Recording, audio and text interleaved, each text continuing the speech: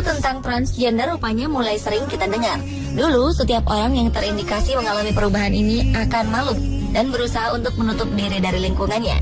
Namun seiring dengan berkembangnya informasi serta keterbukaan masyarakat terhadap hal-hal baru, isu transgender seolah menjadi hal yang lumrah terjadi. Transgender sendiri merupakan proses peralihan identitas dari perempuan menjadi laki-laki atau sebaliknya. Dalam menjalani hidup sebagai transgender, seringkali seseorang dilibatkan dalam masalah emosional, di mana mereka sering menerima penolakan dari lingkungan sekitarnya. Karena inilah kebanyakan dari pelaku transgender baru menunjukkan jati dirinya saat memasuki usia dewasa. Keberanian dan kesiapan mental tentu menjadi alasannya. Namun kali ini, tim On The Spot Trans 7 berhasil menghimpun informasi tentang anak-anak yang mengalami transgender yang akan kami sampaikan dalam 7 perjuangan transgender cilik versi On The Spot berikut ini.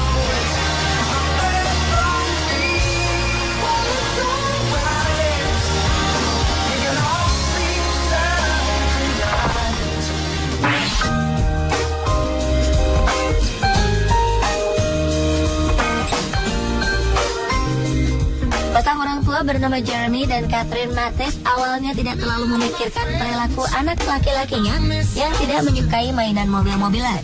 Namun saat sering meminta selimut merah muda milik adik perempuannya, kecurigaan pun mulai muncul.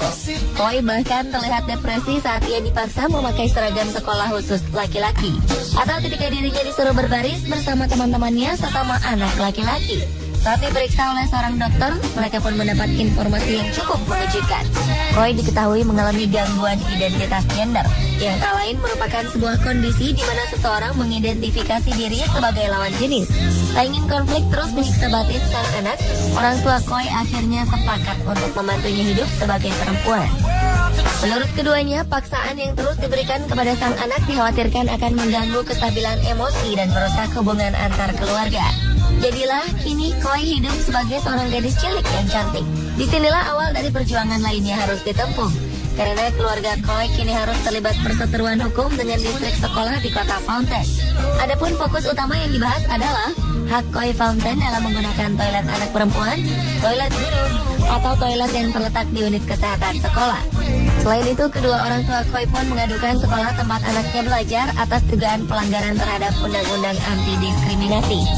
Sejak muncul persoalan dengan penggunaan toilet di sekolahnya, Koi yang kini berusia 6 tahun pun memilih untuk belajar di rumahnya.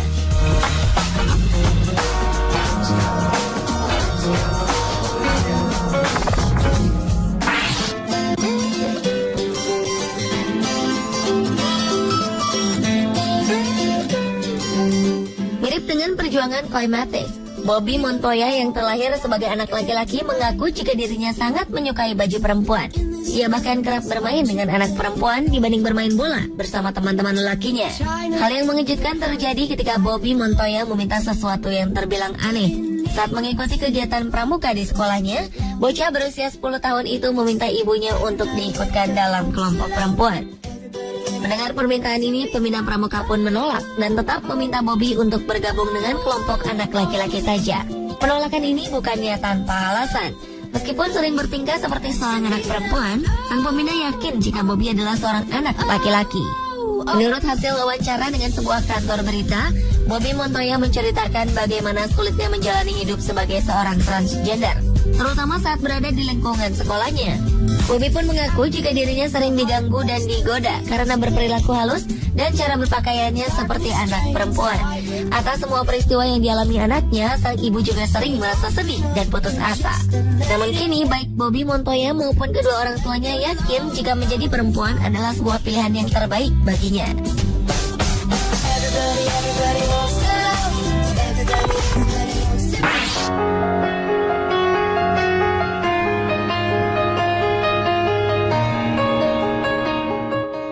Seorang anak berusia 6 tahun secara resmi mengubah namanya menjadi Tyler sejak 18 bulan yang lalu. Terlahir dengan nama Catherine, ia sebenarnya memiliki ciri fisik sebagai seorang perempuan. Namun sejak berusia 2 tahun, ia menyatakan diri kepada orang tuanya jika dirinya adalah seorang anak laki-laki. Kedua orang tua Tyler, Jane dan Stephen, sebenarnya sudah mengetahui kelainan ini sejak lama. Tyler tampak tidak mau memainkan mainan kakaknya yang kebanyakan berupa boneka dan mainan anak perempuan lainnya. Orang tua Tyler awalnya tidak terlalu mempedulikan ocehan sang anak. Mereka berpendapat jika Tyler hanyalah seorang anak perempuan yang memiliki kecenderungan untuk bersifat tomboy. Setahun kemudian, Jane mulai mengenalkan anaknya itu tentang bagaimana anatomi tubuh manusia, serta perbedaan antara laki-laki dan perempuan. Kepadanya, Jane lalu meyakinkan jika Tyler adalah seorang perempuan. Penjelasan Jane rupanya malah membuat Tyler kebingungan. Ia menanyakan bagaimana sang ibu telah mengubahnya menjadi seorang perempuan, padahal ia yakin jika sebelumnya dirinya adalah seorang laki-laki. Sejak saat itulah ia ingin agar semua orang mulai memanggilnya dengan nama Tyler. Ia pun mulai membuang semua pakaian perempuannya dan hanya mengenakan pakaian anak laki-laki saja. Kepada setiap orang yang menanyakan identitasnya, Tyler dengan mantap mengatakan jika dirinya bukanlah seorang transgender, melainkan murni seorang laki-laki.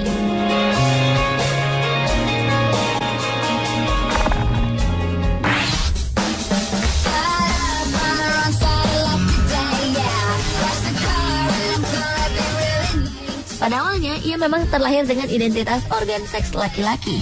Namun saat beranjak remaja, Jazz mulai mendapati dirinya yang ternyata sangat menyukai segala hal yang berhubungan dengan perempuan. Jadilah kini Jazz menjalani terapi hormon untuk menghambat pertumbuhan identitas kelaki-lakiannya. Dalam wawancara, Jazz Jennings sebenarnya mulai merasakan kelainan ini sejak berusia 7 tahun. Saat itulah ia sering berkata kepada orang terdekatnya tentang kemungkinan jika Jazz sebenarnya terjebak di dalam tubuh yang salah. Satu hal yang kini dikhawatirkannya adalah masalah pubertas. Karena di usianya yang kini menginjak 14 tahun, banyak hal dapat terjadi, terutama terhadap perubahan fisik seperti anak laki-laki pada umumnya. Sementara dalam wawancara yang dilakukannya bersama presenter terkenal Barbara Walters, Jazz Jennings mengatakan jika dirinya kini mulai tertarik kepada anak laki-laki.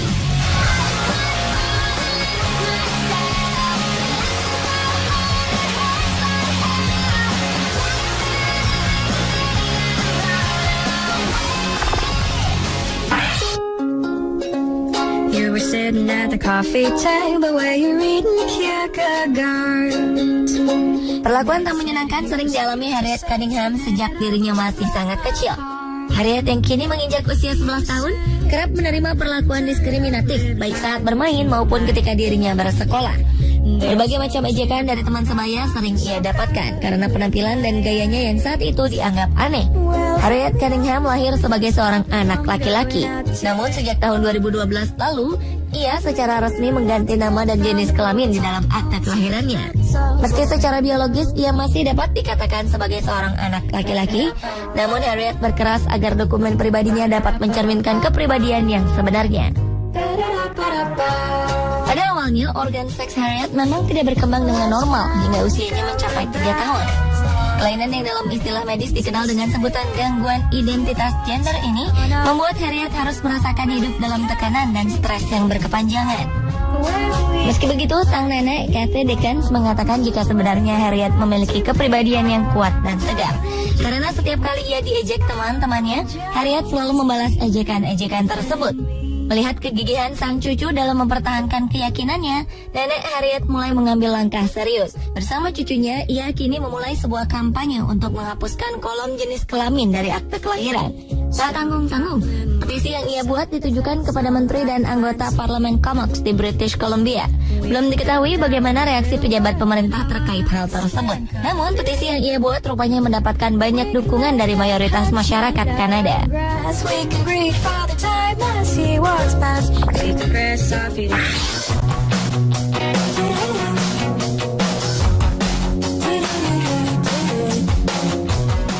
Perjuangan tak kenal lelah diperlihatkan oleh seorang bocah laki-laki asal Kanada yang baru saja menginjak usia 11 tahun. Pada tahun 2013, Ren Kaufman muncul ke hadapan publik dan menyatakan diri sebagai seorang transgender. Pernyataan ini ikut didukung oleh sang ibu Wen Kaufman yang mengatakan jika anaknya itu selalu bersemangat untuk menunjukkan jati dirinya sejak masih berusia 4 tahun. Sejak kecil, Ren Kaufman memang diidentifikasi sebagai seorang perempuan. Namun seiring bertambahnya usia, Ren mulai memperlihatkan kesukaannya untuk memakai pakaian anak laki-laki. Kepada sang ibu, Ren bahkan menanyakan tentang kemungkinan dirinya berubah menjadi seorang laki-laki. Melihat hal ini, keluarga Ren kemudian membawanya untuk berkonsultasi dengan seorang psikiater. Namun setelah melalui beberapa sesi wawancara, psikiater tersebut berusaha meyakinkan agar keluarga Ren mau menerimanya sebagai seorang anak laki-laki. Sejak saat itulah Ren merasa lebih bahagia dengan keadaannya. dan pun kini memiliki cita-cita sebagai seorang psikolog agar dirinya kelak dapat membantu anak-anak dengan masalah yang sama dengan yang ia alami. Ia pun menyarankan agar anak-anak yang mengalami krisis identitas gender mau menceritakan semua masalahnya kepada orang tua mereka. Menurutnya, orang tua mungkin tak akan dengan mudah mengerti masalah mereka. Namun yakinlah, jika pada akhirnya orang tua akan selalu mencintai anak mereka apa adanya.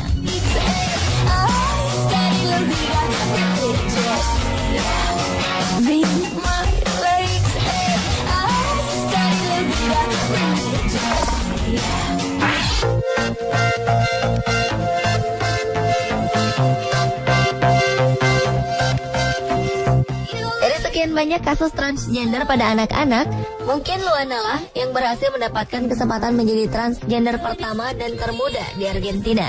Kesempatan ini ia peroleh saat ditetapkannya hukum identitas diri yang baru saja diputuskan di Argentina. Dalam peraturan terbaru, setiap orang diperbolehkan untuk mengganti identitas diri yang meliputi nama maupun jenis kelamin. Atas kesempatan ini, Gabriela yang tak lain adalah ibu dari Luana, kemudian mengirimkan surat kepada Daniel Scioli yang menjabat sebagai gubernur Buenos Aires. Kepada sang gubernur, ia mengatakan kondisi anaknya yang terlahir sebagai laki-laki yang memiliki kecenderungan berperilaku sebagai seorang perempuan. Pada awalnya pemerintah menolak permintaan ini, namun di saat yang bersamaan dukungan pun muncul dari berbagai organisasi penggiat hak anak. Di antaranya adalah Sekretariat Anak-anak, Pemuda dan Keluarga yang dengan gigih berusaha memperjuangkan hak Luana ke tingkat dunia. Atas usaha ini, pemerintah Argentina pun luluh dan setuju untuk membahas masalah ini ke tingkat yang lebih serius. Hingga pada akhirnya Luana diperbolehkan untuk mengganti nama maupun jenis kelaminnya pada kartu identitas dan sertifikat kelahiran.